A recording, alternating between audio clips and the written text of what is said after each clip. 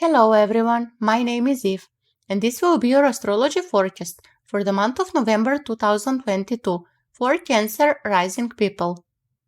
This fall, we have a second round of eclipses. The solar eclipse will be taking place on the 25th of October in your 5th house, and it will be conjuncting Venus, the ruler of your 4th and 11th house. The lunar eclipse will be happening on the 8th of November in your 11th house, conjuncting Uranus. At the same time, Mercury will be exactly conjuncting the Sun in your 5th house, forming a cazimi.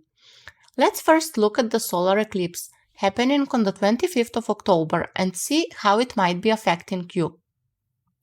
Solar eclipse is actually a new moon conjuncting either the south or the north node, and this phenomena always mark a period of great destined beginnings, and the time range in which the changes occur is at least a 6-month period. These changes for you will be about topics related to the 5th house. Therefore, anything which will have to do with love, children, creative projects, and creative self-expression will require your attention. Many of you will be relocating because of a love relationship or a creative project, and the relocating part comes from Venus, which is involved in the new moon, and as a ruler of your 4th house, it can indicate a possibility of that. And for many of you, your children or a family member will be deciding to move, or at least will be thinking about it. Many of you will be deciding to beautify your home, but because this new moon is with the south node, which is about removing or declining things, you will do that beautifying process not by buying a bunch of things and objects, but by removing objects from your home, making it more simplistic and minimalistic. The 5th house speaks also about our relationship to ourselves. There lies our inner child and our deepest needs and wants. So, on an emotional level, there will be a revolution happening in how you treat yourself. Are you nurturing your inner child? Are you truly happy? You will be discovering new interests and hobbies that will reignite up your passion, and it can be as simple as just revisiting a place you love and reconnecting with your inner child. Now, let's talk about the total lunar eclipse happening on the 8th of November, conjuncting Uranus and the North Node in your 11th house, opposing Sun, Mercury cazimi, Venus, and the South Node in your 5th house. And Saturn from your 8th house is squaring both placements, your 5th and as well your 11th house. This frequency for Cancer rising people will be opening a portal to your future goals and wishes. It will be connecting you with groups in which you will feel a sense of belonging.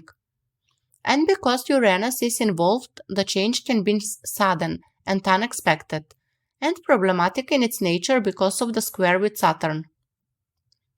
The problems which could arise due to Saturn in your 8th are expenditures, problems with banks, and really with all kinds of societal institutions.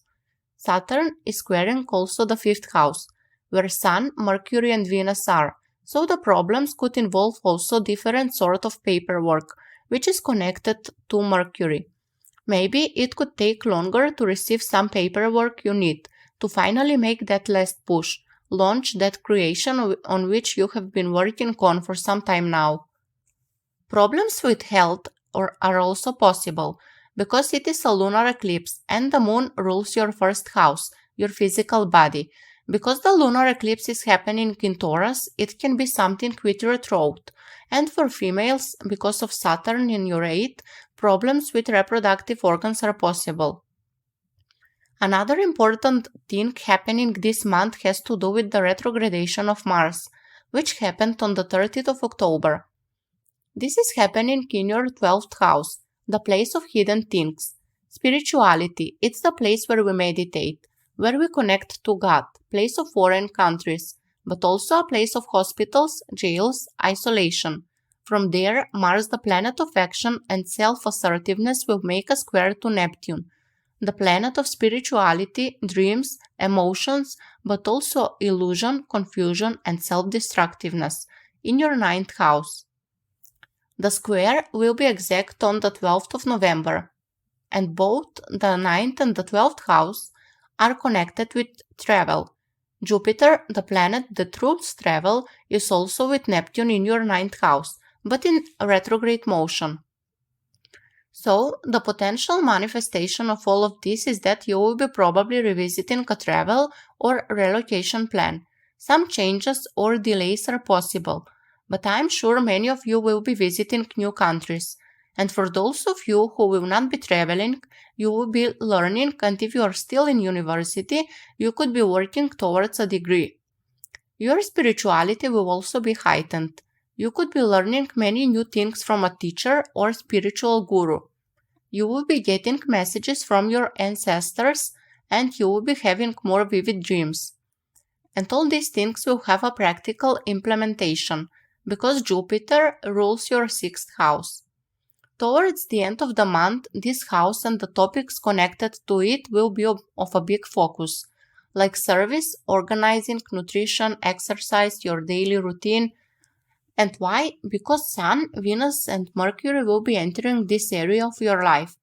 And this will be the area where the new moon will be also happening, exactly on the 23rd of the month. So the second part of the month is when probably the travel will be happening, or the new insights will be coming.